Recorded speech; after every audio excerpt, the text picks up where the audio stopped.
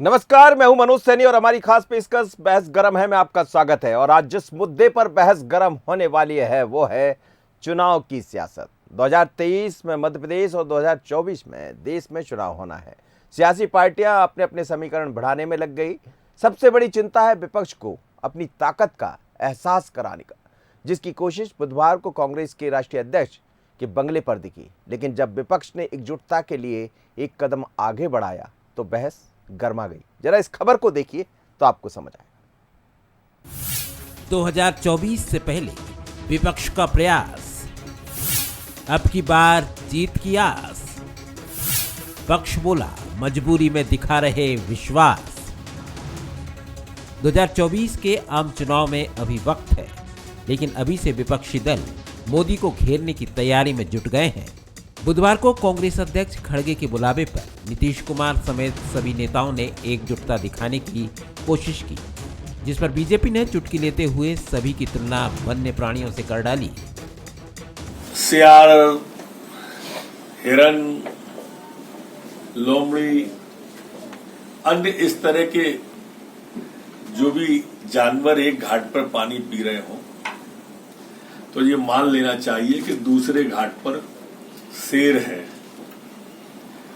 मोदी जी की सुनामी चल रही है और ये सब जानते हैं कि उड़ जाएंगे, इसलिए एक दूसरे का हाथ पकड़ लो। विपक्ष में सबसे बड़ी पार्टी कांग्रेस है और चिंता भी उसी के सामने सबसे ज्यादा है। बीजेपी ने सवाल उठाए तो जवाब उसी तरह से सामने आया। मैं तो नरोत्तम मिश्रा जी का बड़ा सम्मान करता हूं।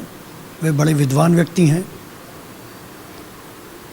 वो अनावश्यक काहे को परेशान हो रहे हैं। 6 महीने बाद इस प्रदेश की जनता फैसला कर देगी कि कौन शेर है, कौन लोमड़ी है, कौन गधा है, कौन हाथी है।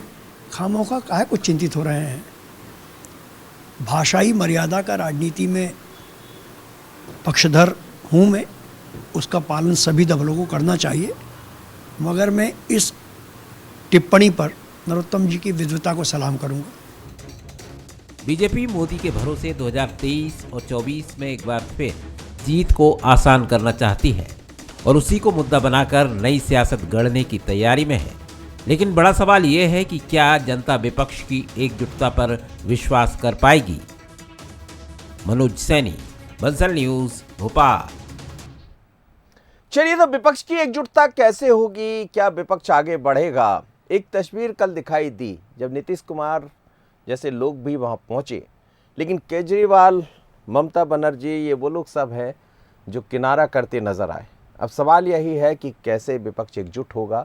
लेकिन जब विपक्ष एकजुट हुआ तो आप देख रहे हैं कि किस तरह से उनकी तुलना किससे की दी, और करने वाले थे डॉक्टर नरोत्तम मिश्रा, मध्य प्रदेश के गृह मंत्री।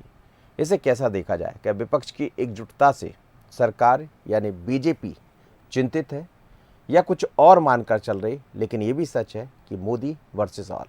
तो आज यही हमारा मुद्दा है। पंकज चतुर्वेदी जी है, भारतीय जनता पार्टी के प्रवक्ता, मेरे साथ जुड़ रहे हैं। अवनीश बुंदीला जी है, कांग्रेस मीडिया विभाग के उपाध्यक्ष। आपका बहुत स्वागत है। अवनीश जी, मैं तो नहीं समझ पाया कौन है लोमड़ी और कौन है सियार, या जो भी कहा नरोत्तम मिश्रा जी ने, आप बता दीजिए। ये तो नरोत्तम मिश्रा जी ही समझ पाएंगे, वो ही बता पाएंगे। सबसे आश्चर्यचकित बात यह है कि ये गृह मंत्री हैं इस प्रदेश के, और ये हमेशा इस तरह के बयानात देते आए हैं। ये अभी अपने विभाग की तो मनोज जी कभी बात करते ही नहीं कि इनके विभाग में क्या घटित हो रहा है, बलात्कार क्यों हो रहे हैं, इतने सारे क्यों हो रहे हैं, धर्मांतरण क्यों हो रहा है, निरंतर लूटपाट डकैतियाँ क्यों हो रही हैं प्रदेश में, इसके ऊपर कभी बात नहीं करते। और मुझे ऐसा लगता है भारतीय जनता पार्टी में एक जानवर बनने की कहीं ना कहीं प्रतिस्पर्धा रही है, क्योंकि कभी सिंधिया जी बोलते हैं टाइगर जिंदा है, कभी शिवराज जी बोल देते हैं टाइगर जिंदा है, और अभी अभी थोड़ा देखा है कि टाइगर प्रेम कुछ ज़्यादा ही है। पता पड़ा कि जो चीते आयात किए हैं वही गड़बड़ दे दी, बीमार दे दिए। तो ये भारतीय जनता पार्टी को मुझे लगता है जानवर प्रेम है। बाकी इतना मैं जरूर कहूँगा, राजनीति में भाषाई मर्यादा होनी चाहिए। और नरोत्तम मिश्रा जी के नाम के आगे कई जगह लगता है पंडित नरोत्तम मिश्रा। मैं समझता हूँ ये पंडित शब्द की गरिमा जो होती है बहुत भारी होती है मनोज जी, क्योंकि ये विद्वानता की निशानी है। ये विद्वान, अगर आप नरोत्तम मिश्रा जी अगर ऐसे वाक्य बोल रहे हैं तो मुझे लगता है ये राजनीति को रसातल में डालने वाली बात है। हंसी मजाक में कहा होगा सर? सर गृह मंत्री हैं सर, राहुल जी तो या डॉक्टर गोविंद सिंह जी या कोई भी कांग्रेस का नेता तो नॉर्मली बोल दे तो उसको हंसी मजाक में नहीं लिया जाता है, उसको तो बहुत सीरियसली लिया जाता है। लेकिन नरोत्तम मिश्रा जी जो जिम्मेदार गृह मंत्री इस प्रदेश के, और माँ पीताम्बरा माई के यहाँ से वो आते हैं, उस वहाँ के विधानसभा से वो आते हैं, बड़ी शर्मनाक बात है कि आप इस तरह की बात, ये कहीं ना कहीं आपकी मानसिक विकृति भी बताता है कि आप मतलब कितना नीचे सोचने लगे हैं, मतलब आप घमंड में कितने मगरूर हो चुके हैं। ये सारी बातें बताता है, कहीं ना कहीं फ्रस्ट्रेशन भी बताता है कि आपके पास अब करने के लिए कुछ है नहीं। आज ही 3 साल के पोस्टर लगे हैं मनोज जी, पूरे जनसंपर्क के द्वारा लगाए गए हैं पूरे, आप देखें सब जगह, किताबों में छपे हैं, अखबार।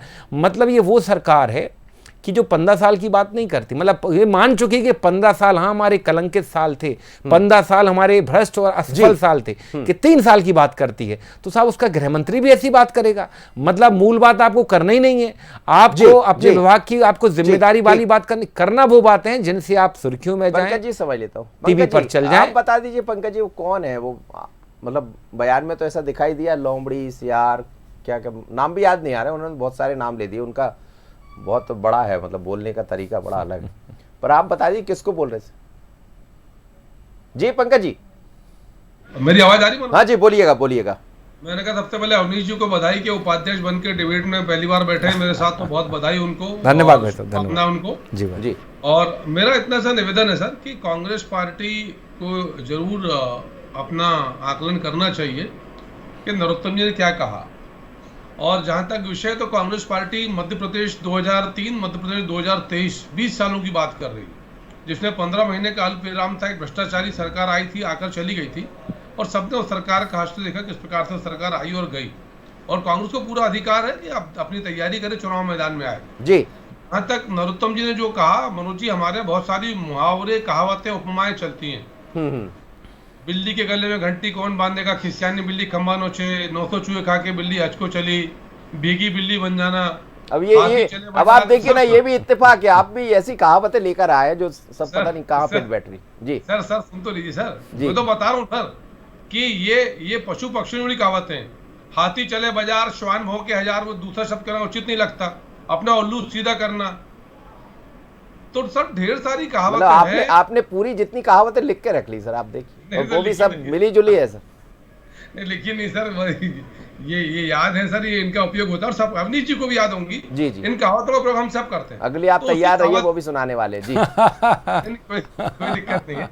तो इसी कहावत के आधार पर था, तो हमारे ये सामान्य परंपरा है, और ऐसा कहा जाता है कि शेर जिस घाट पर होता है तो बाकी लोग जो शेर से भयभीत होते हैं, जंगल का राजा शेर से आशा है, तो बाकी लोग जो शेर से भयभीत होते हैं, शेर के पौरुष से, शक्ति से, पराक्रम से, वो उस घाट पर नहीं जाते जहां शेर होता है। तो इन सब में आपस में शत्रुता है। लोमड़ी सियार कभी समूह में नहीं चलते सर, लेकिन आवश्यकता है लोमड़ी, सियार, भेड़िया, लकड़बग्गा, ये सब सर कभी एक साथ नहीं दिखेंगे। लेकिन जब शेर आएगा दूसरी तरफ से, तो फिर ये कंप्रोमाइज कर लेते हैं कि भैया अभी एडजस्टमेंट कर लो, शेर से लड़ना है पहले। तो शेर कौन है सर? नरेंद्र मोदी सर। अच्छा, कोई संदेश शेर सवा शेर नरेंद्र मोदी सर। भारत माता का शेर नरेंद्र मोदी जी, माँ भारती का सपूत नरेंद्र मोदी जी। कोई है सर जिसके सेवा काल में भारत G20 का अध्यक्ष, शंघाई शिखर सम्मेलन का अध्यक्ष और संयुक्त राष्ट्र सुरक्षा परिषद का अध्यक्ष, जिसके राज में भारत का तिरंगा झंडा लेकर यूक्रेन के युद्ध में भारत के झंडे के इतना मान कि पाकिस्तान ही, बांग्लादेश या अफगानी कह रहे हैं कि ये मोदी जी के भारत का झंडा है, लेके चलो प्राण बच जाएंगे। और ये माँ भारती का गौरव है सर जी। कांग्रेस बीजेपी का विषय नहीं सर, तिरंगे का मान सबका मान है सर, 143 करोड़ भारतीयों का मान है सर। और मैं ये बताइए ना, वो नीतीश कुमार जी वहां आकर बैठ गए, इसलिए तो ये सब डर नहीं लग रहा आप लोग सर देखिए, नीतीश कुमार जी का बड़ा आदर है, सीनियर नेता हैं, हम सबका आदर करते हैं सर। नीतीश कुमार जी को पूरा अधिकार है कि अपनी जगह तय करें, वो राहुल गांधी जी के साथ मिले, राहुल गांधी जी को कुर्सी दें, राहुल गांधी की कुर्सी ले, ये नीतीश जी तय करें। मनोज जी क्या है, लोकतंत्र है, नीतीश कुमार जी हों, राहुल गांधी जी हों, खड़गे जी हों, जो भी बाकी सब नेता हैं, सब अपना अपना काम करें, और परिपक्व लोकतंत्र है जी, जनता समझती है। और इसके लिए हम स्पष्ट चित्र रख रहे हैं सामने, 2003 का बंटा ढार, गर्त में कर्ज में डूबा बीमारू मध्य प्रदेश, और 2023 का स्वर्णिम अमृत काल का मध्य प्रदेश, जो विकास में राज्यों में सबसे आगे, बिजली सड़क पानी के मामले में आप किस मामले देखें आप, बिजली सड़क पानी, दलहन तिलहन, खेत किसान मजदूर नौजवान खलियान, बहन बेटी, शिक्षा, स्वास्थ्य, ठीक है सर। सड़क बिजली पानी, हर जगह अव्वल। और 24 में भी यही रहेगा, डबल इंजन की सरकार, इसलिए दोनों तरफ आप देखिए कि 23 की तैयारी भी वहां दिखाई देगी और 24 की तैयारी भी। अवनीश जी, एक बात तो है, देखिए जब बहुत सारे विपक्षी दल मिलते हैं तो फिर जो भी मतदाता होगा या जो भी व्यक्ति होगा जो देख रहा होगा, तो बहुत लोगों को वो अलग तरह से देखेगा, किसी एक व्यक्ति को अलग, क्योंकि इतने भारी हो गए मोदी जी की सबको यहाँ ये दिखाना मनोज जी पड़ा। देखिए, विपक्षी दल पहली बार नहीं मिले, जब मनमोहन सिंह हाँ, जी पहले भी मिलते, प्रधानमंत्री थे एनडीए तब भी बना है। हाँ तब भी एनडीए एनडीए भी बना बना है, है। और ये जब यूपीए भी नरसिम्हा राव जी थे या इंदिरा जी थी, राजीव जी तब भी विपक्षी दल एक हुए हैं। तो देखिए ये एक संविधान की व्यवस्था, ये अलग बात है कि मतलब विपक्षी दलों के एक होने पर पहले सर इतना फर्क है ना, कोई शेर नहीं था सर, कोई शेर। मैं बता रहा हूँ ना, शेर के ऊपर भी आ रहा हूँ। अगर विपक्षी दलों के एक होने पर इतनी आपत्ति सत्ता पक्ष को, तो मतलब ये कहीं ना कहीं हम जो कहते हैं ना बार बार कि आप जनतंत्र के भक्षक हैं, तो सही बात है कि आपको विपक्षी एक हो रहे हैं तो भी आपको टेंशन है। अब आता हूं मैं साहब शेर और टाइगर इस सब पे। देखिए मनोज जी, जो सबसे सर्वश्रेष्ठ योनि मानी जाती है वो मानी जाती है इंसान की योनि। जब भी आप मंदिर जाते हैं तो आप ये कहते हैं भगवान सब कुछ अच्छा करना, मतलब हमारी वो इच्छा रहती है कि अगले जन्म में भी मनोज सैनी बने, अवनीश बुंदेला पंकज जी बने, ये सबकी इच्छा रहती है। प्रमोशन हो जाए साहब, हम और बड़े बन जाए, लेकिन कोई ये नहीं कहता कि अगले जन्म में मुझे लोमड़ी बना देना, मुझे शेर बना देना, मुझे टाइगर बना देना। धन्नो भारतीय जनता पार्टी, धन्नो इनके नेता, धन्नो भैया कि मोदी जी को, मतलब बेचारे इंसान हैं, वो इतने अच्छे अच्छे कपड़े पहनते हैं, हर इवेंट के लिए अलग कपड़े लेकर चलते हैं, उनको आप शेर बना रहे हो, मतलब जानवर बना रहे हो। ये बताता है कहीं ना कहीं कि वो संवेदनशील नहीं है। तभी तो मोदी जी को बेरोजगारों के दर्द का एहसास नहीं है, व्यापारियों का एहसास नहीं है। तभी तो कहते हैं ना कि उनको ये भी एहसास नहीं कि अडानी के खाते में जो 20,000 करोड़ कहां से आए। तभी तो एहसास नहीं कि देश बिक रहा है, तो क्यों बिक रहा है, इसमें क्या अच्छा है, क्या बैंक क्यों बिक रहे हैं, सारा पैसा एक सेठ के पास क्यों जा रहा है, सारी इकोनॉमिक से। यही तो कारण है ना मनोज जी, कि उनकी सोचने समझने की क्षमता नहीं है। मतलब आज साबित कर दिया भारतीय जनता पार्टी के लोगों ने कि शेर है भैया, वो तो गरजेंगे। शेर मैं मान रहा हूं, शेर बहुत बहादुर होता है, शेर बहुत खतरनाक होता है, लेकिन शेर को अच्छे बुरे का ज्ञान थोड़ी होता है। वो तो आप आवड़ में फंस गए, उसकी आपको दबा देगा। अब लेकिन एक सोचने वाली बात यह है मनोज जी, मैं बड़ा परेशानी में हूं मनोज जी, मैं बहुत परेशानी में हूं। क्या मध्य प्रदेश में 2 लोग कह रहे हैं मैं टाइगर हूं, ये मोदी जी कह रहे हैं मैं शेर हूं। अब भैया ये बताओ, नहीं मोदी जी ने नहीं कहा, नहीं, अरे तो भैया जी। घोषित तो कर दिया भाजपा के नेताओं ने। जी। तो अब ये मुझे बताएं, नरोत्तम मिश्रा जी ये बताएं कि ये सिंधिया जी और शिवराज जी को दबाने के लिए उनको शेर बनाया मोदी जी को उनने। ये पंकज जी बता दें। हाँ, कि क्या कारण है, क्योंकि अब आप इंसानों की योनि में तो रहे नहीं, कोई टाइगर बन रहा है। ये पंकज जी बता दें। हाँ जी पंकज जी बता दीजिए। सर मुझे नहीं पता कि कांग्रेस के लोग माँ भारती को कैसे देखते हैं, पर माँ भारती का जब भी चित्र जो हमने देखा है, क्योंकि हम सब माँ भारती की संस्थान, और दुनिया में भारत एक ऐसा देश है जो मदरलैंड कहता है, माँ कहता है अपनी मातृभूमि को, उस धरती को, उस मट्टी को माँ मानते हैं जी। और माँ भारती के चित्र में माँ भारती शेर के साथ दिखती है, माँ जगदम्बा शेर के साथ दिखती है। तो जो माँ भारती का वाहन हो, जो माँ जगदम्बा का वाहन हो, वैसा शेर हो, उस शेर को यदि कांग्रेस की परिकल्पना में मात्र जानवर माना जाए तो कांग्रेस का विवेक और बुद्धि हो सकती है, हमको आपत्ति नहीं, उनकी सोच है, उसको अधिकार भी है। ले रहा हूं सर, ले रहा हूं। मेरा सिर्फ इतना सा आग्रह है कि वो शेर जो माँ जगदम्बा का वाहन है, वो शेर जो माँ भारती का वाहन है, वो शेर जो वीरता का, पराक्रम का प्रतीक है, कहा जाता है ना शेर दिल। अवनीश जी तो क्षत्रिय समाज से हैं, अवनीश सिंह क्यों लिखा, क्योंकि माना जाता है कि ये शेर दिल सिंह के समान इनमें पौरुष है, तो इससे जानवर होगा क्या अवनीश? तभी तो मैंने शुरुआत में ही पंडित नरोत्तम मिश्रा कह दिया था मनोज जी, मैंने शुरुआत में ही पंडित नरोत्तम मिश्रा कह दिया था, ध्यान रखिए आप। उत्तर तो हो जाए सर, मेरा आशय सिर्फ सा है सर, मेरा सिर्फ सा आशय सर कि सिंह से आशय जानवर से नहीं सर। हम सर, ये भारत वो देश है सर जहाँ पशु पक्षियों को भी देवी देवताओं के समान पूजा, शेर की पूजा। लोमड़ी का आशय सर, वो जो दूसरी बातें कह रहे हैं उसका आशय क्या है? मैंने कहा ना सर जी कि आप कभी भी जंगल का सिस्टम देख लीजिए सर, हमारे आसपास बहुत जंगल है, हम भोपाल में रहते हैं, कभी भी लोमड़ी लकड़बग्गे के साथ नहीं दिखेगी, लकड़बग्गा गीदड़ के साथ दिखेगा, गीदड़ सियार के साथ नहीं दिखेगा। ये सब अलग अलग प्रजाति के लोग हैं जो अपने अपने झुंड में रहते हैं। मतलब और जब दिख जाएंगे तब दिख जाएंगे तो इसका आशय है कि सामने शेर है। जी।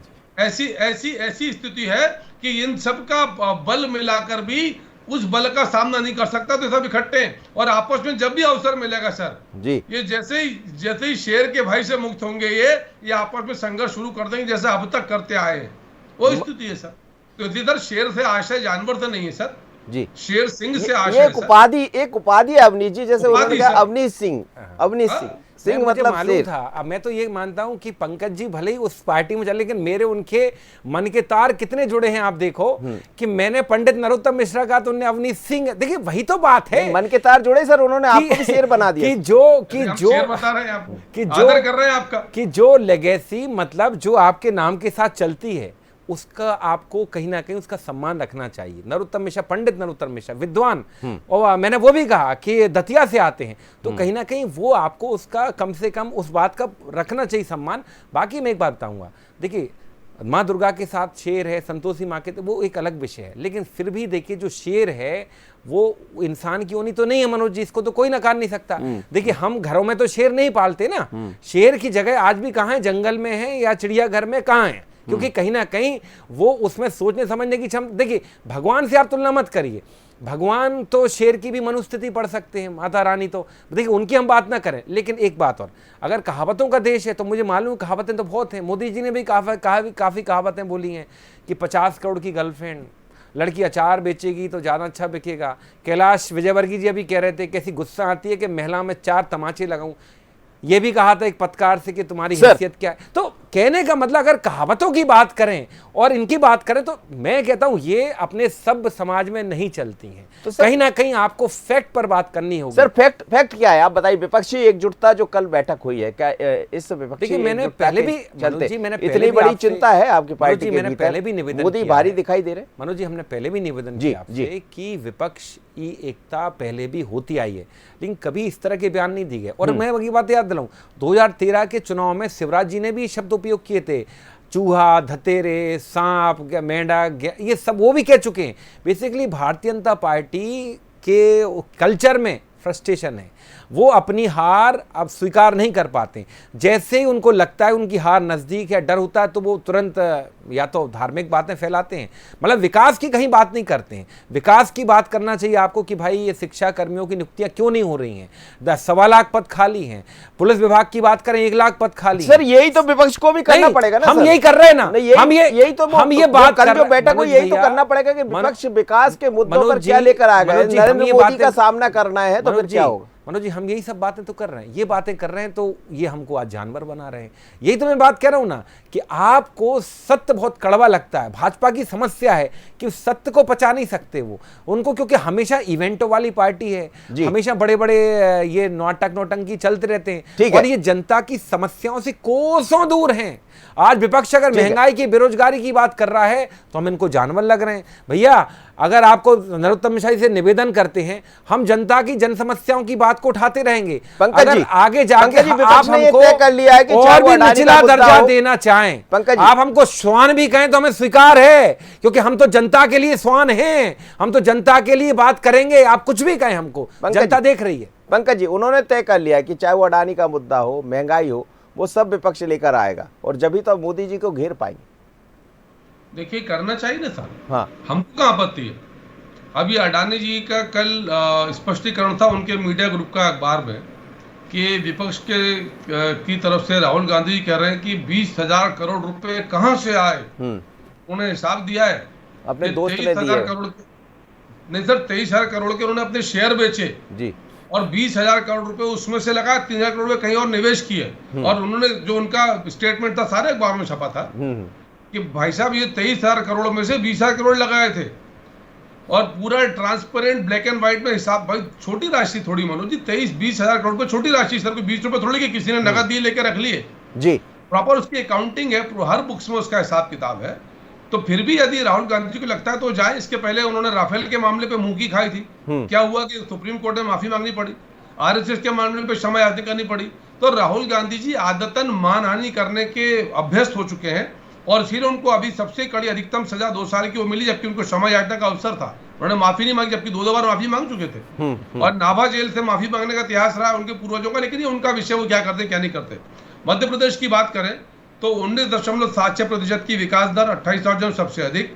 11,000 रुपए प्रति व्यक्ति आई थी कांग्रेस की सरकार जाते जाते, अब 1,40,000 रुपए है। मध्य प्रदेश जो है टॉप 5, टॉप 3, टॉप 7 ऐसे नंबर पर आता है 28 राज्यों में हर मामले में। और ऐसा हम नहीं कह रहे, आंकड़े इस बात का प्रमाण है। गेहूं के मामले में सबसे ज्यादा एक्सपोर्ट यदि किसी राज्य ने किया 28 राज्यों में, मध्य प्रदेश ने किया।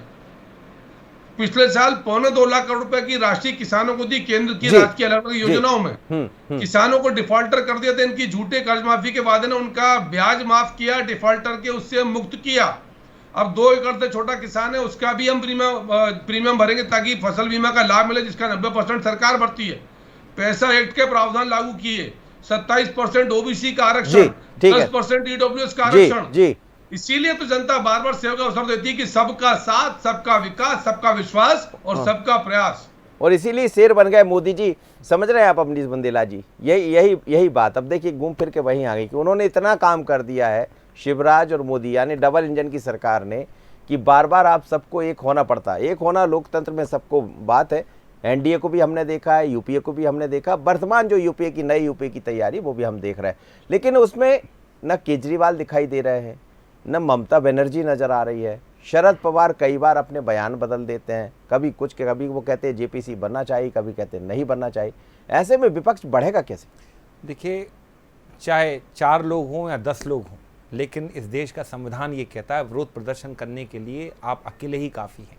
ये कोई विषय नहीं है मनोज जी के ममता बनर्जी है। देखिए, ममता बनर्जी की बात करें या आप किसी की भी बात करें, वो उनके निजी समस्या, निजी विचार हो सकते हो। आना चाहें तो ठीक है, नहीं तो ये तो संविधान बचाने की लड़ाई है। जो आएगा स्वागत है, नहीं आएगा कोई बात नहीं। बाकी मनोज जी एक बात और मैं कहूँ, अभी जो अडानी की बात चल रही थी, मेरा एक सवाल है कि अडानी 638वें नंबर से 7 साल में सीधे छलांग मारकर विश्व के सबसे अमीर लोगों में शुमार, जो देश के सबसे अमीर व्यक्ति बन जाते हैं, विश्व के 3रे नंबर के अमीर बन जाते हैं।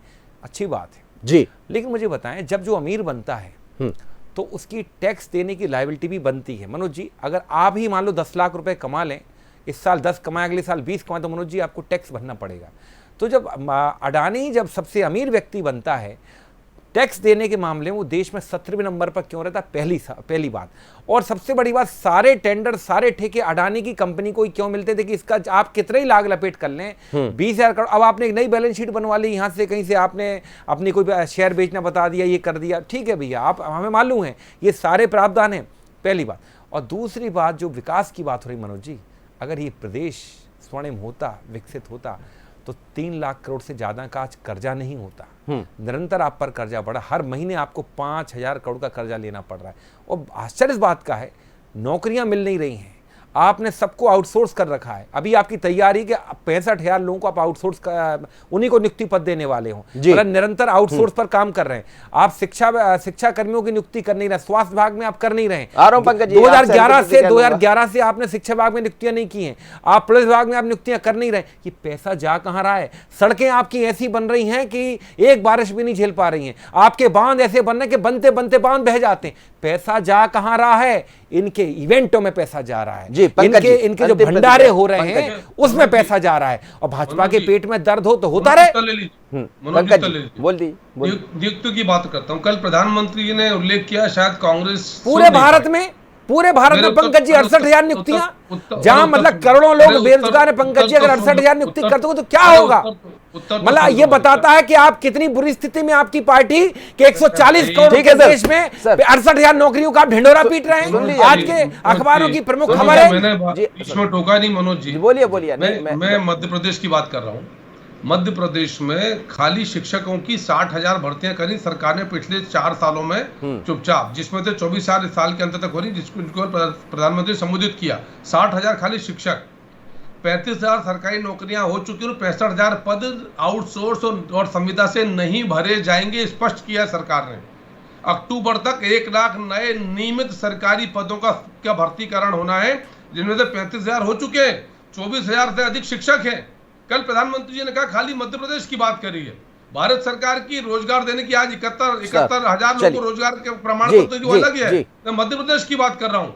रोजगार मेले लगाने की साहस इस सरकार में, स्वरोजगार की बात इस सरकार ने करी, ठीक है सर। रोजगार देने के सर, बाद हमने समय जा करी रहा है। और जी। इसीलिए विकास कर रहे हैं सर। चलिए सर, विकास के नाम पर काम होना चाहिए, आप दोनों विकास, लेकिन जब बात दूसरी तरफ चली जाए, जैसे डॉक्टर नरोत्तम मिश्रा कह रहे थे, अब उनका इशारा कहाँ था बड़ा स्पष्ट है। दूसरी तरफ शेर बताया जा रहा, टाइगर बताया जा रहा नरेंद्र मोदी जी को, लेकिन 2024 का जब चुनाव सामने होगा और 23 तो उससे पहले है ही, तो जाहिर है कि विपक्ष चाहता है कि एकजुटता के साथ हम इन सब चीज़ों का सामना करें, लेकिन एक वर्सेस ऑल, अब कौन कितना अलग दिखाई देगा जनता सब समझती है। पर चुनाव हो या चुनाव से पहले राजनीति हो, भाषाई मर्यादा होना ही चाहिए, चाहे वो विपक्ष की तरफ से हो या पक्ष की तरफ से। बहस गरम इतना ही, मुझे दीजिए इजाज़त, बने रहिए बंसल न्यूज़ पर। नमस्कार।